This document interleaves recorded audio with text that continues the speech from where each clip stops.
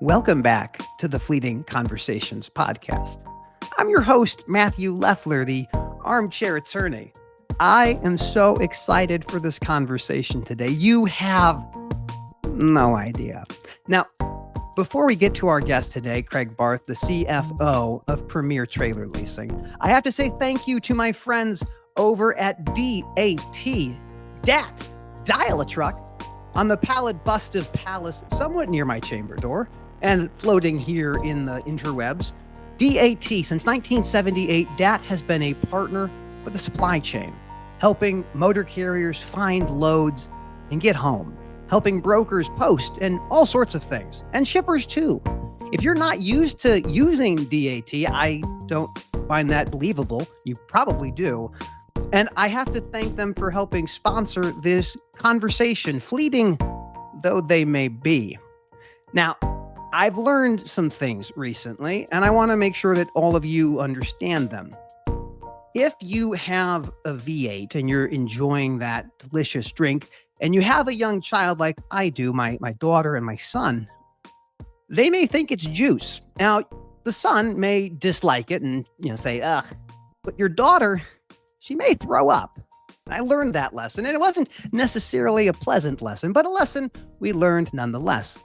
It's interesting being a father of twins. It is a challenge every single day, but it is a challenge worth having.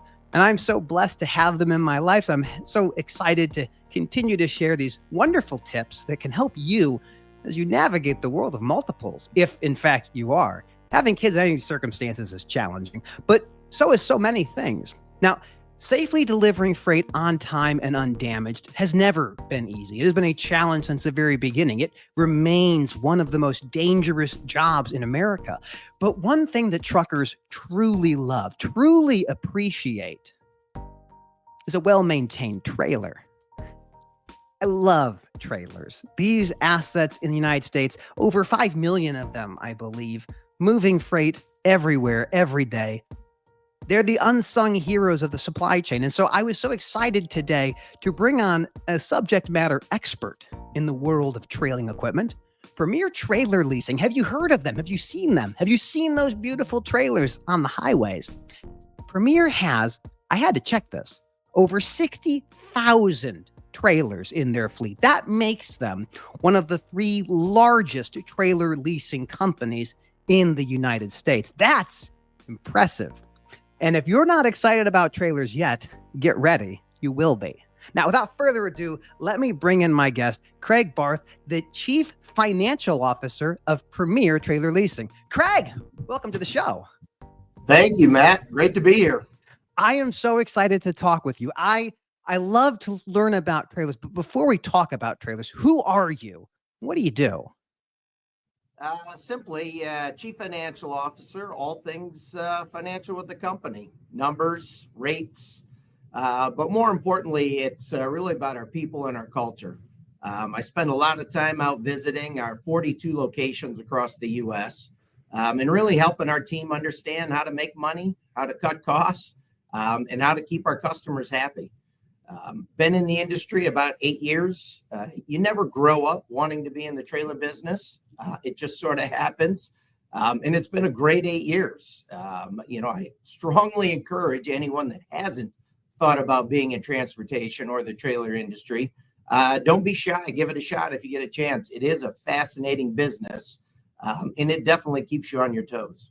What I love about trailers, especially as you kind of outline this, like the kind of customers that Premier works with. You're not just working with for-hire motor carriers that are really big. You're working with regional size motor carriers, small motor carriers, brokers, manufacturers, private fleets. Like the thing about trailers is every single thing in the industry comes on one of those boxes.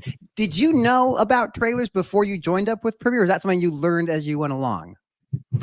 No, I mean, you always see trailers on the highway. Anybody that drives sees them. Usually, if you don't understand and you don't respect the industry, a lot of times you're frustrated by the big semis on the highways because they don't go very fast or they do get in your way. But to your point, when you stop and think about it, just about everything you buy every day is on a semi-trailer at some point. So again, it's a huge industry out there that a lot of people take for granted, frankly. I think And that's it's a shame. I think that's a great point you make, because to your point, like everything that arrives on that shelf or everything that arrives at your doorstep, it was in a trailer at one point, whether it was on a chassis or a container, or if it was a reefer or if it was a dry van. These are all the things. And when I learned about the size of Premier, like I knew you guys were big. I've loved the trailer business a long time, but 60,000, is it 64,000? How many trailers exactly are you guys running Uh, today? Today we're 66,500 trailers and growing every day. That's incredible. That is incredible. I mean, for those who don't know how this industry works, like there's a reason why some motor carriers or some transportation companies, they buy the trailer. Like you look like an Old Dominion, they're buying those 28-foot pups. But there's this whole world of people who want access, need that access, but don't want to own it. What's the difference? Why would someone lease an asset versus buying an asset? There's a couple of key reasons, but even the big companies you mentioned, like an Old Dominion, rarely do you want to own 100% of the assets you need. They always say you don't build the church for Easter. Easter is a big day. Everybody goes to church on Easter. The rest of the year, it's not full. Similar thing in transportation. A lot of our customers will want to own somewhere between 70 and 80% of the equipment that they need on a regular basis. And then they rent and lease the difference that they need for peak seasons. So even an Old Dominion will rent and lease equipment for the holiday seasons, for 4th of July, you name it, whenever they have peak shipping needs, they prefer to rent and lease. And frankly, some of the smaller mid-sized companies that you talk about, they just can't afford to buy the trailers. They have limited capital expenditures, and they prefer to focus on either their drivers, their trucks, sometimes their facilities. And by the time it gets to trailers, they really prefer to rent and lease those assets. And then finally, a lot of times, a lot of these customers are signing shorter term agreements with their end users. So say you're signing a 2 or 3 year contract to move goods and you need 100 trailers. Oftentimes, you don't want to go through the effort of buying 100 trailers and then potentially having dispose of 100 trailers in 3 years' time. Therefore, you can come to Premier, sign a 3-year lease, use the equipment for the 3 years, and if things don't work out at the end, you just turn it back in. That's a great point you bring up. And one of the things I've been hearing more and more from the shippers and manufacturers out there is the bid cycles are changing. The old days of bid was you're going to bid it for a couple of years, bid it for a year. Then it became 6 months. Then it became 3 months. And if you're bidding on that freight, either as a broker or you're bidding on that freight as a motor carrier, you don't really want to buy trailers for a 3-month project. Is Premier helping people solve like that need of the 3 to 6 month, those surge capacity needs? Absolutely. We'll run a trailer as short as a day and lease it as long as, 5 years plus. And it's really that flexibility in the industry that I think customers really appreciate. A lot of times, too, customers have different needs. Sometimes you need a brand new trailer. Maybe it's for looks. Maybe it's for image. Maybe you're hauling, 1,000 miles of load and you want that brand new trailer for dependability. Other times we have customers that only operate in, say, a 50-mile radius around their location. And for that, maybe you don't need a brand new trailer. Maybe you can use a 5 or 10-year-old trailer, save a little money and still get the job done. So it's that flexibility that we offer between equipment, terms, size, etc., that I really think brings the customers back. Well, I want to build off that, pull that thread a little bit further. So I'm on the highway. I see your trailers every day. I see them throughout Chicago. I see them all over the place. But if you had a customer who's like, look, I love you guys as having your logo, but can I decal with my own stuff? Can I put my own decals on your trailers? Do you let your customers do that too? Absolutely. So we love it when a customer essentially takes ownership of the trailer. Because, let's be honest, decaling a trailer is not cheap. So once a customer puts their decal on the trailer, they're more apt to hold on to that trailer for a longer period of time. And that's great for us. I love that. I know one of the things that separates you from many of the competitors in this space of the trailer leasing companies is your innovation and your investment in technology. So I think national averages are about like 1 in 3, maybe 1 in 4 trailers have some form of tracking, but your fleet's different. Your fleet, if I'm not mistaken, every single trailer. Is that right? That's correct. We put tracking on every single trailer that we rent and lease to the customer. I love that because my fundamental belief is you can't have the future of freight, the autonomous trucks, those types of things, unless you have a connected trailer. And the data you can get from trailers is so important. So I love to hear you guys are already baking in to your customers' experience, their journey, the connected trailer world. I want to kind of segue to talking more with your background in finance. Interest rates, they affect our ability to make purchasing decisions or leasing decisions. How does that feel like, looking from your perspective as a trailer lessor? How does interest rates impact the business? Well, if you think about it, the past couple of years during the pandemic, when interest rates were very low, essentially capital was cheap. So if you did want to buy equipment, you could borrow the money relatively inexpensively. Today, that's not the case. With the Fed raising interest rates dramatically over the last couple of years, and now coming down a couple of cuts recently, but still, it's a lot more expensive than it used to be. Most customers' borrowing costs have doubled or if not tripled in the last 3 years. So a trailer in and of itself is not cheap. And if you need 100 trailers, you're spending millions of dollars. And if you don't have that capital readily available and you have to go borrow it, it got dramatically more expensive over the last couple of years than it used to be. And that's another case where we come in. We will put that capital up front. We'll build trailers, custom build trailers for people that may need them if they don't want our standard spec that we offer. And then we'll rent and lease it to them over a period of time. And therefore, they're only paying the monthly payment. They're not required to bring that upfront capital to the decision.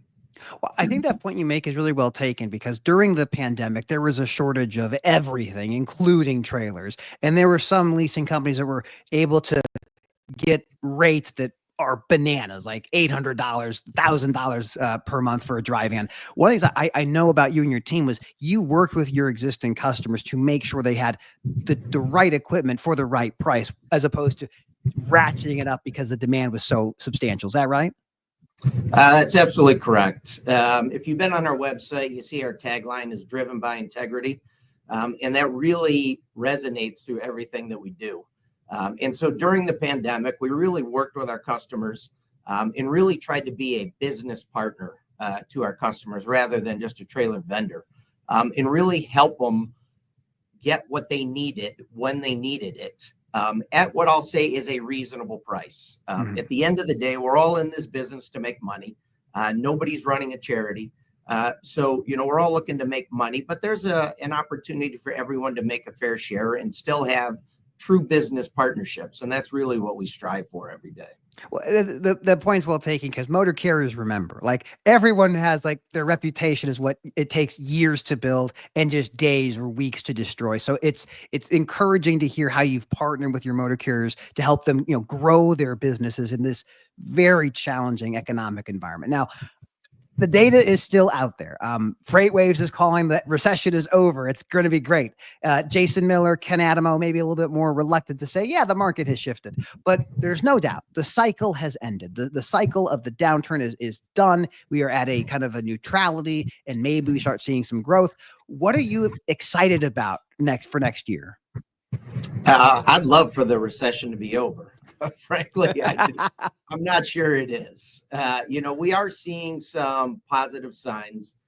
We are seeing a lot of what I'll call hope and anticipation more than we're seeing actual hard data that we've made the turn. Frankly, I think we're bouncing along the bottom, maybe coming up a little bit. Again, I hope it doesn't get worse. I hope it gets better. I think the recent election has given a lot of hope to our industry and to our space. So, we're seeing some signs. We're seeing some interest from customers. We're having some great conversations right now.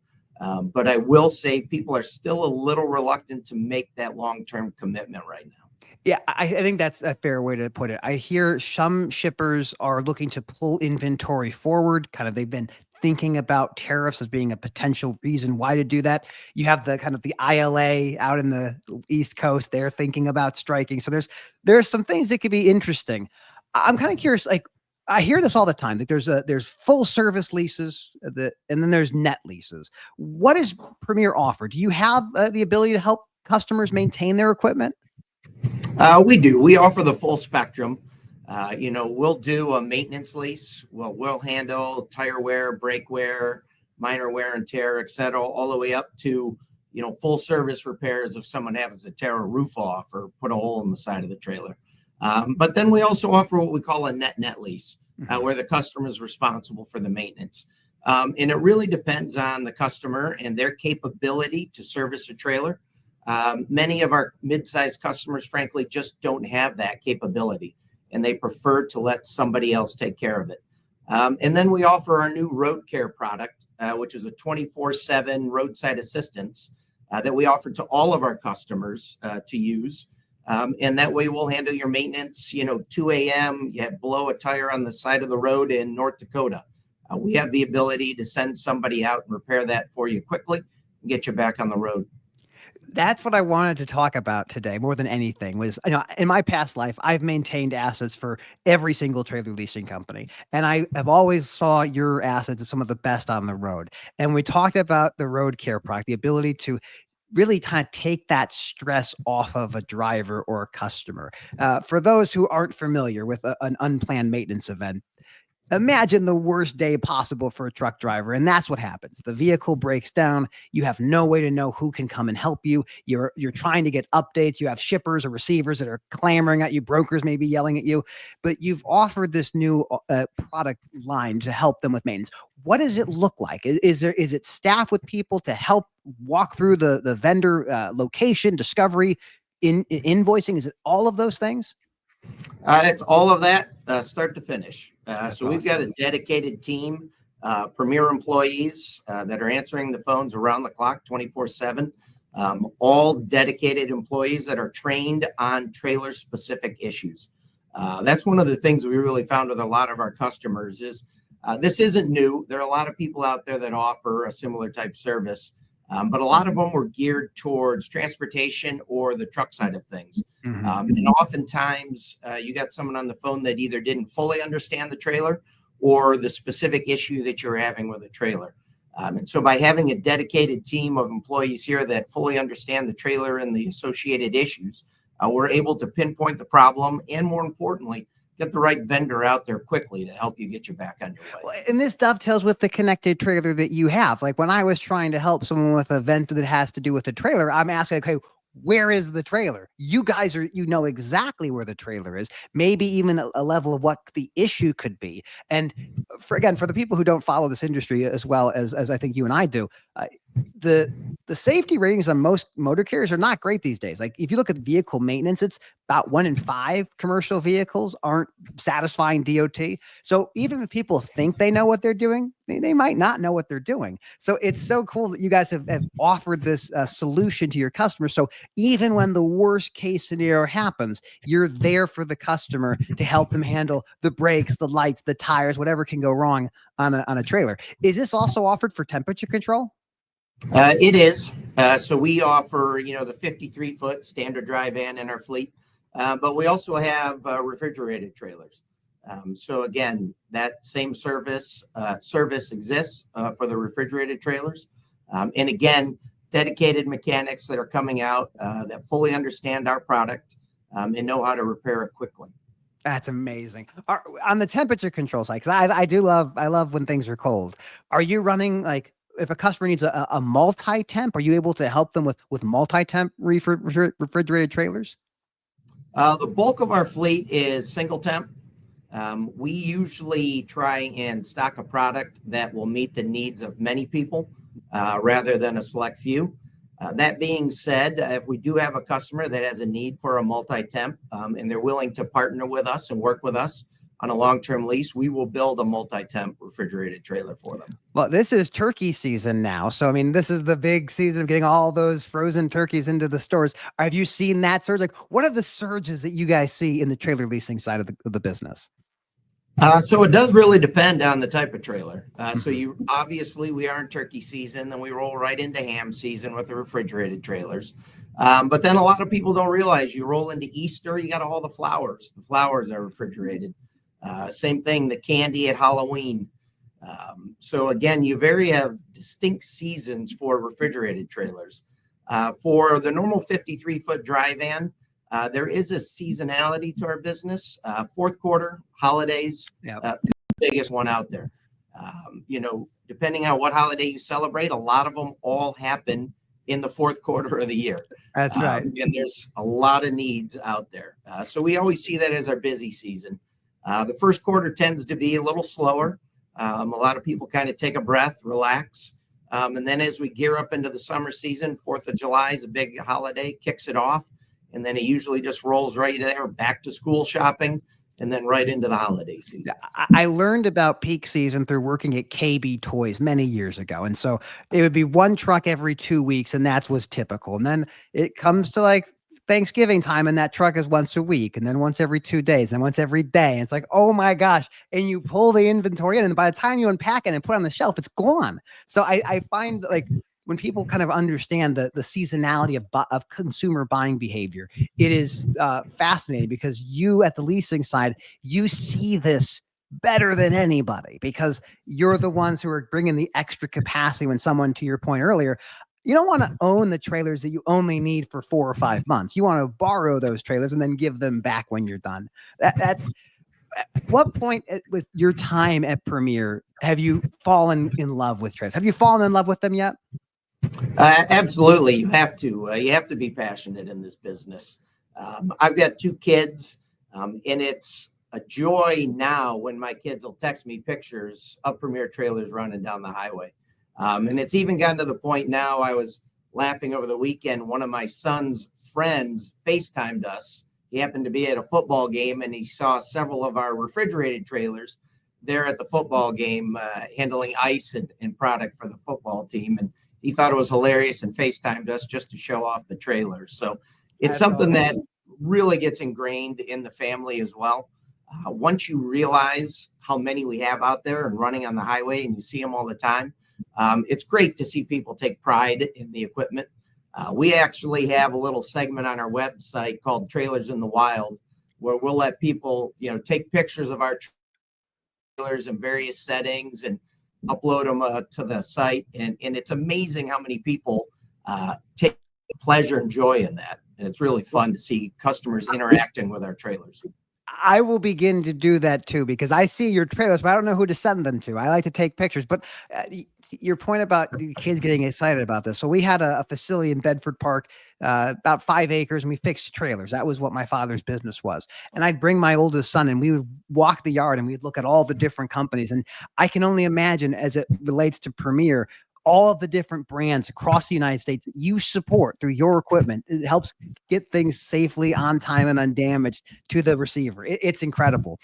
What are you most excited about for Premier over the next couple of years? What's really getting you excited? It's really the growth that we see in the industry.